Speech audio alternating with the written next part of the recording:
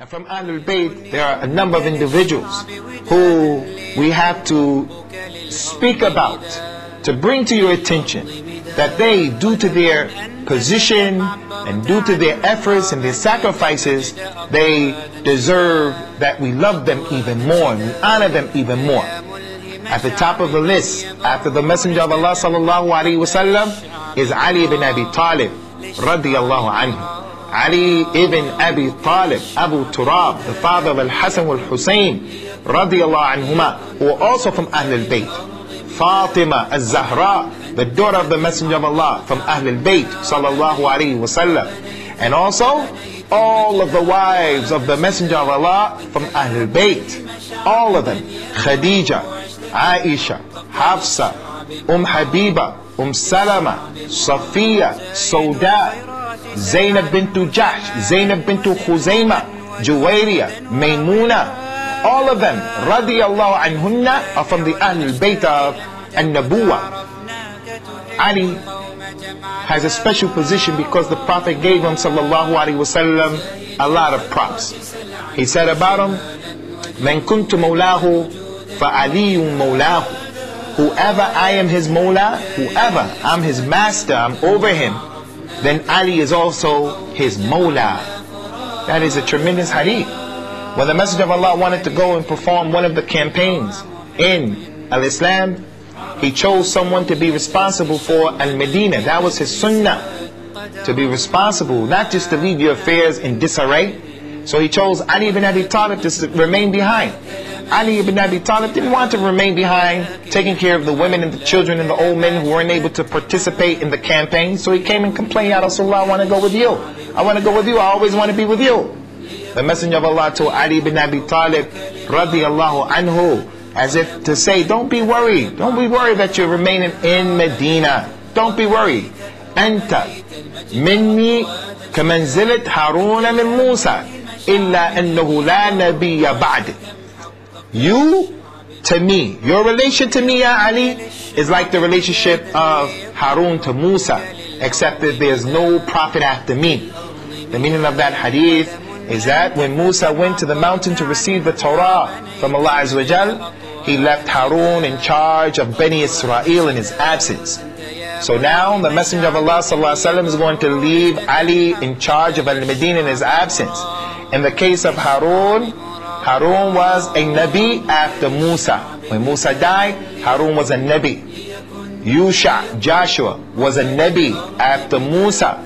Whereas Rasulullah sallallahu alaihi wasallam, there is no Nabi, no prophet, no messenger after the Prophet sallallahu alaihi wasallam who's going to bring a new religion or anything other than that. And that's supported by the ayat of the Quran in which Allah Ta'ala said, وَمَا مُحَمَّدٌ أَبَا أَحَدٍ مِّن رِجَالِكُمْ وَلَكِنْ رَسُولَ اللَّهِ وَخَاتَمَ النَّبِيِّينَ. Muhammad is not the father of any of you men. He is not the father of any of you men, but he is the seal of all of the prophets. He is the messenger of Allah and the seal, the khatam of the anbiya and the mursaleen, sallallahu alayhi wasallam. The shahid is Ali radiyallahu anhu was to the Messenger of Allah sallallahu alaihi wasallam the way Harun was to Musa. That goes to show his position. And that's a tremendous position in the deen of Allah subhanahu wa ta'ala. In addition to that, Zayd ibn Arqam, the companion radiyallahu anhu, in what was collected by Imam Ahmed, he wanted to show the virtues and the position of Ali ibn Abi Talib. And he said, أَوَّلُ مَنْ أَسْلَمَ عَلِيٌّ. The very first person to embrace Islam was Ali ibn Abi Talib. And what was collected by the Imam al-Tirmidhi, al-Imam al-Nisa'i, he also said, radiyallahu anhu, أَوَّلُ مَنْ صَلَّى مَعَ النَّبِي sallallahu alayhi wa sallam, Ali ibn Abi Talib. The very first person to pray the salat with the Messenger of Allah was Ali ibn Abi Talib. So that goes to show his position in the deen and his virtues. The scholars in their diqqah or their precision, the ulama al-hadith, Ahlul hadith, they came and they said that the first adult to embrace Islam, Abu Bakr radiyallahu anhu. The first woman to embrace Islam, our mother Khadija bint Khuwaylid radiyallahu anha. The first shab, a young boy, young man to embrace Islam, Ali ibn Abi Talib. And the first Mawla, the free slave or slave to embrace al-Islam, was the Prophet's Mawla, Zayd ibn Haritha. May Allah be pleased with all of the companions of the Prophet sallallahu alaihi wasallam. From the virtues of Ali is what the Prophet said about him sallallahu alaihi wasallam, Aqda ummati Ali. The one from amongst my companions who is the most competent and qualified judge is Ali ibn Abi Talib, radiyallahu anhu. All of these are indications, ikhwani, of his tremendous position in the deen. And there's something that I have to bring to your attention, and that is, from the virtues of Ali ibn Abi Talib is his sons and his sons' sons, Hassan and Hussein. They are from the virtues. And that's why some of the scholars of al-Hadith and ulama of the Sunnah, good scholars of the past, they used to consider Ali to be the best of this community, because if you were to look at all of his virtues, all of the ahadith that talk about him, and all of the things that he did, and all of the things that can be considered to be from his virtues, he has more than anyone else. That was the opinion of some of the ulama of al-Islam.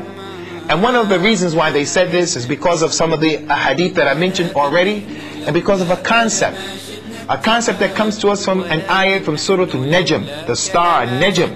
Allah Ta'ala said in this surah, وَأَن لَيْسَ لِلْإِنسَانِ إِلَّا مَا سَعَى وَأَن لَيْسَ لِلْإِنسَانِ إِلَّا مَا سَعَى وَأَنَّ سَعْيَكُمْ سَوْفَ يُرَى. Verily the human being will only get that which he strives for.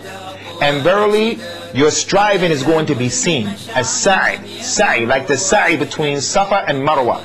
You're striving and you're going between Safa and Marwa. So the human being will only get that which he strove for. If he's not doing any righteous deeds, Allah won't give him the righteous deeds. You will get that which you strive for. What you struggle for, you will get rewarded for.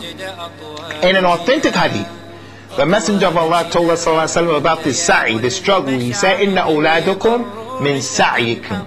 Your children are from your struggle. Your children are from your efforts. So based upon that, anyone who has a child and that child grows up saying La ilaha illallah, making the salat, doing zakat, whatever your child does from the good, it will go back to you. Whether he makes that niyyah or not, it will go back to you. You'll get rewarded for it because of the hadith. Ad-dal ala khair kafa'ilihi. The one who shows you the good will get the reward of the one who does it. So in this case, this ayat says that the human being will get only that which he struggles and strives for. And the hadith shows that your children are from your struggles. So Hassan, Hussein, all of their descendants, all of their children are from their struggles. And the one who started that off was the Messenger of Allah sallallahu alaihi wasallam. In that, he was the father of Aisha, along with his wife Khadija radiyallahu anha, our mother. And then Ali was the father of Hassan, Hussein, Zainul Abidin, and on and on and on. So that's from the virtues of Ali ibn Abi Talib. He is a tremendously virtuous personality in the religion of al-Islam.